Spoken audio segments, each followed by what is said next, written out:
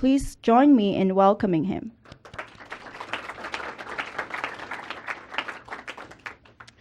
Thank you very much, Professor Ang.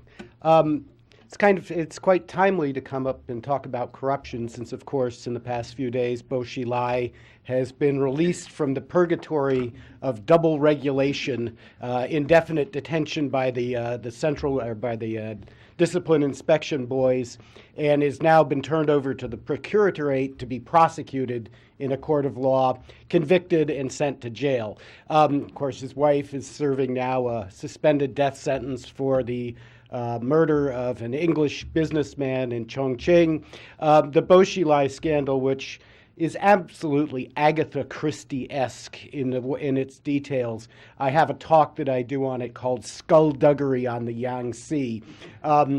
It is just one of a series of very high-level corruption scandals. 2006, of course, the first secretary of Shanghai, Chen Liangyu, caught in a massive scheme of diverting money out of the Shanghai Municipal Pension Fund.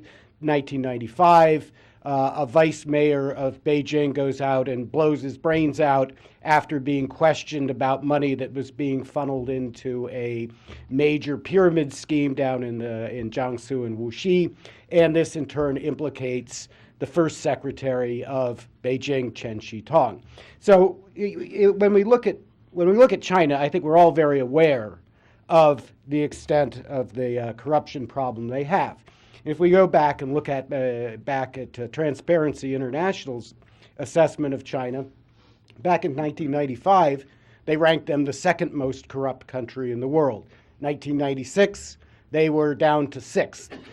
They're actually way down at this point, but partly this is because of the way the sample was done. In 1995, the sample didn't include any of the former Soviet Union the successor states. So as they added them, China's rank got successively better as they added more and more corrupt countries. They've fallen. But nevertheless, the extent of corruption is such that in the popular discourse particularly, but even in the academic discourse, there is what I call the coming collapse argument. People basically look at China and they say, well, the economy's done okay, but its corruption is bound to catch up with them. You can't have scandals like the Bo Xilai scandal. Actually, Bo Xilai, in terms of actual corruption, is peanuts.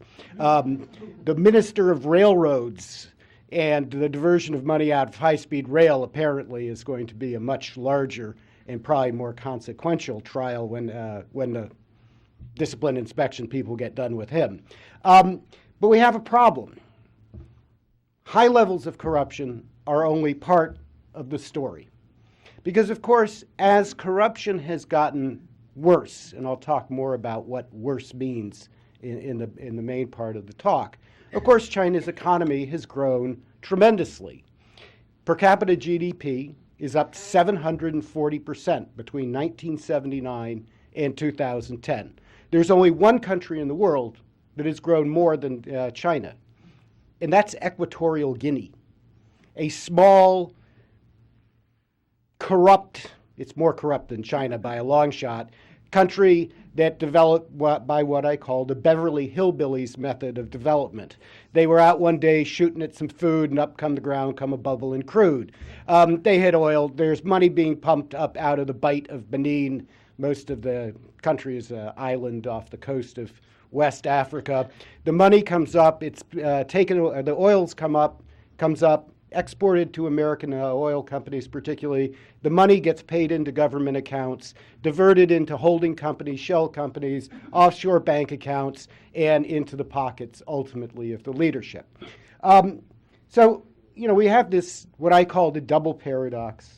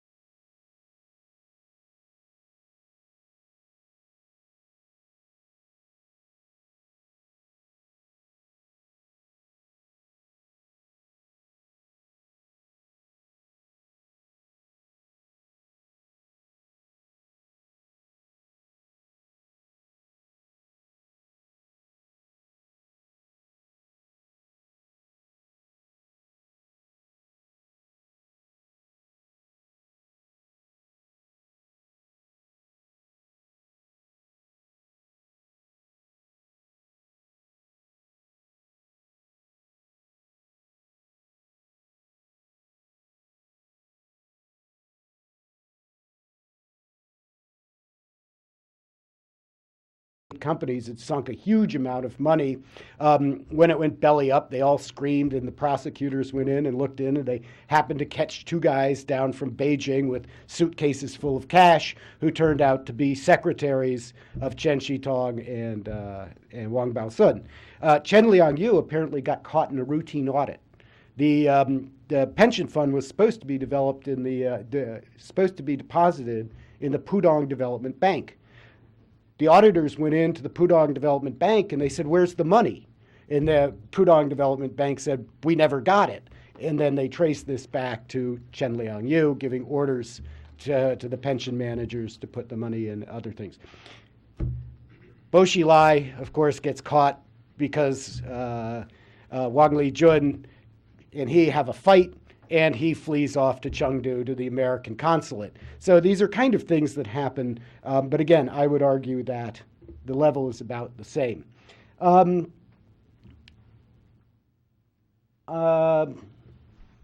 don't have as much time as I would like, but one of the hardest things when you actually talk about corruption is this issue of how do you measure it.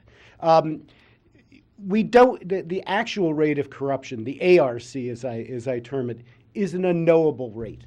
There is no way that you can figure out what percentage of officials are engaged in corruption at any time. What we've got are two imperfect measures. We have the revealed rate of corruption, which is basically the hard data. These are the number of people arrested, prosecuted, and imprisoned every year. It's an imperfect number because it's some percentage of the actual rate of corruption. It only gets the people who get caught. It only measures it measures not when people become corrupt, it measures when they stop being corrupt because they get arrested. So it's really the body count. And just as the U.S. discovered in Vietnam, counting the bodies will not tell you if you're winning the war. It will tell you how many people you're killing. It will tell you how many people are getting arrested. And it's not an unuseful number, but it's a very incomplete number. Because of the incomplete number, a lot of scholars have turned to what I call the PLC, the perceived level of corruption. When I started this work, I actually called it the PRC, and then realized that was a problematic abbreviation. So I wanted them all consistently, the ARC, the RRC, but yeah, the PRC had to be changed to PLC. This is the kind of thing that Transparency International and any number of other organizations now put out every year. It's the number that gets all the excitement in the press every year when your country improves or it gets worse. And then, of course, they do what everyone does. If you get worse, you blame the pollsters. If you get better, of course, you praise yourself. It's a subjective number. They basically go out and poll experts. And they'll send you a form, and you're supposed to, on a scale of 1 to 10, say, how corrupt is China? Well, how do I know how corrupt is China? Well, I would suggest it's because I've been paying attention to the revealed rate of corruption. So in other words, it's kind of my subjective assessment of where China is. Show you the conventional measures. As you can see, the blue line is the number of people indicted by the Procuratorate each year. We have those three nice spikes. Those are anti-corruption campaigns. The key thing about this is you'll notice what happens in the mid-1990s. It begins to level off. Now, I've played with the numbers a little bit, if you've actually looked at the raw numbers.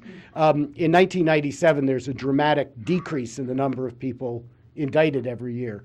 That had to do not with a sudden drop-off in effort or sudden improvement in honesty. It was because they rewrote the law and decriminalized a fair number of offenses. So I've done this as an index, setting 97 and 98 to roughly the same level. You'll notice the PLC, the red line, as I suggested earlier, lags behind, and I would argue is basically responsive to changes in the RRC, wherein the big jump, again, is in the early 1990s.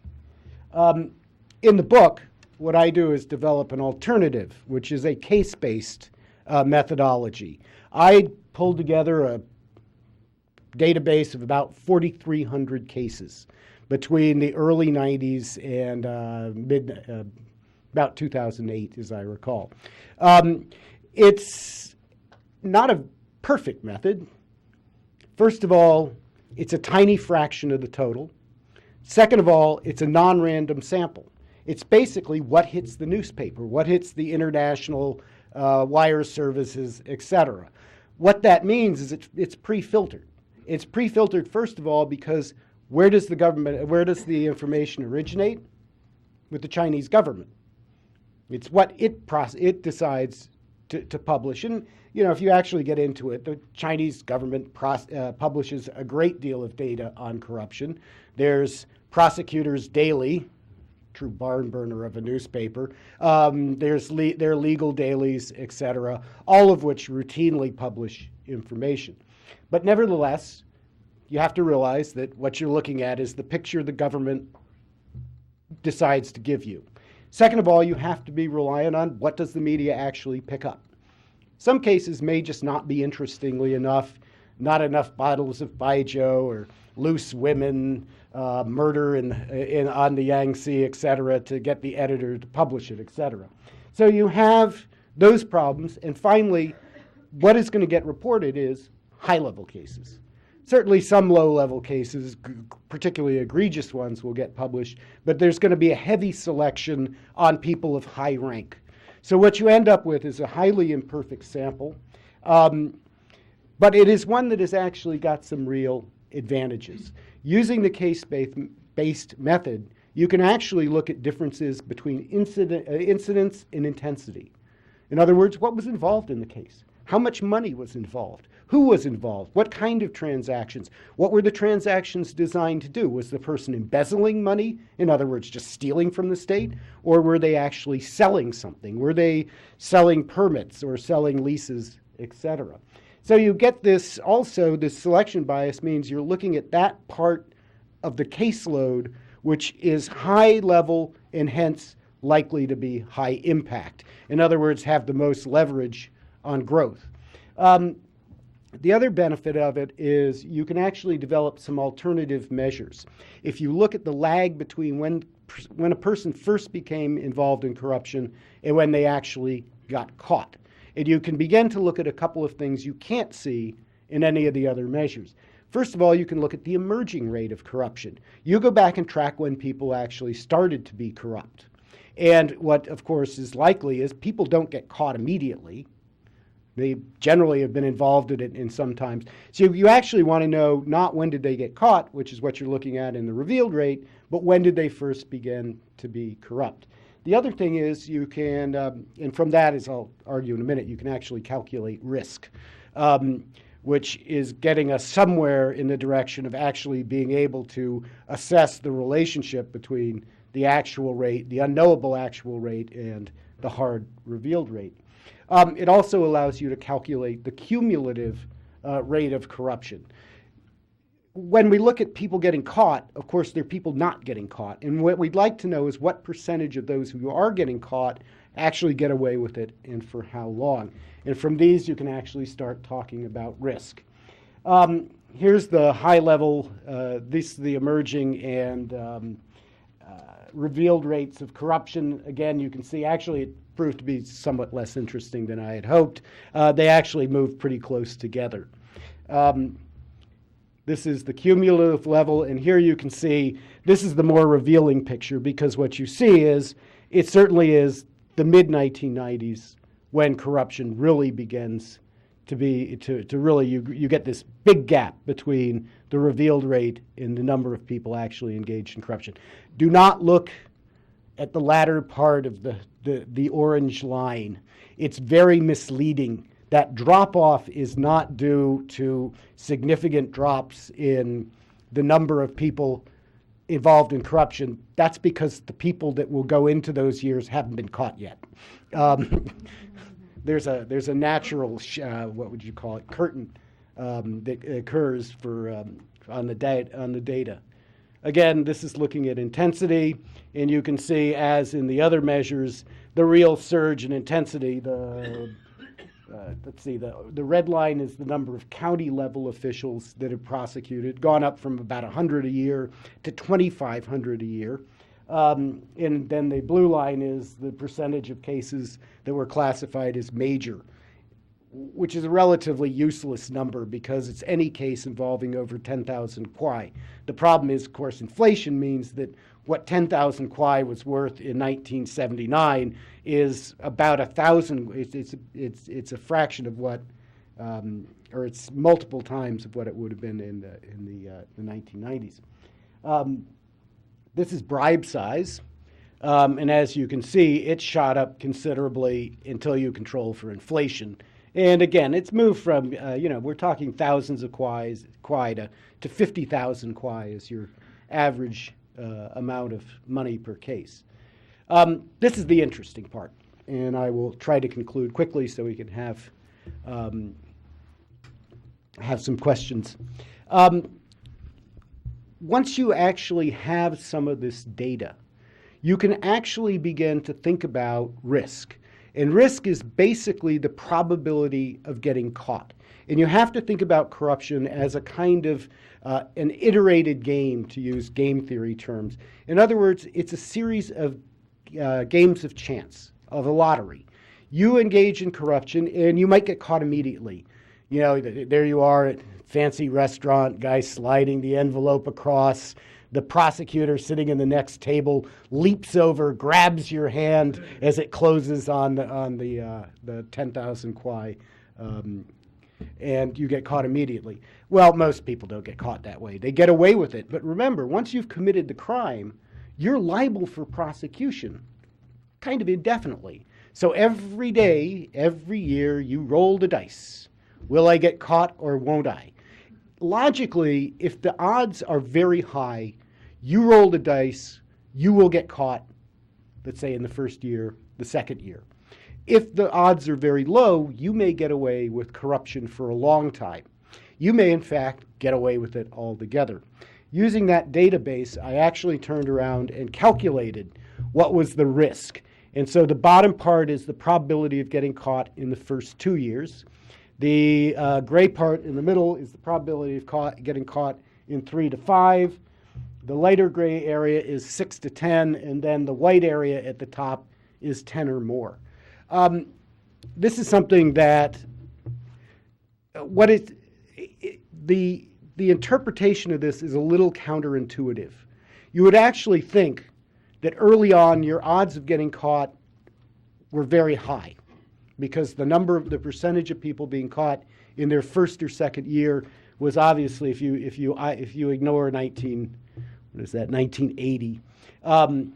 For some reason, I must not have had very many cases in that one, but it was around 50%. That drops down to about 20% in the more recent years. That would suggest, on the top of, the first impression would be that, they're catching fewer and fewer people. In fact, the opposite is true. What they're doing is they're catching people who have been engaged in corruption for longer periods of time. So in other words, what they've gotten much better at is actually catching people. Well, they've gotten better at getting people who have been doing it for quite some time. So we see people now who've been engaged in corruption for 10 years who are getting prosecuted in even longer periods of time. So again, it's not a perfect measure, but it does give you some sense of what's been happening with risk. What I would argue, therefore, is when you look at the emergence or the rising corruption in China, you've really got two things going on. It's a two-phased process. During the first phase, the incidence goes up. More officials become corrupt. In the second phase, the changing patterns of risk and prosecution actually cause the number to go down.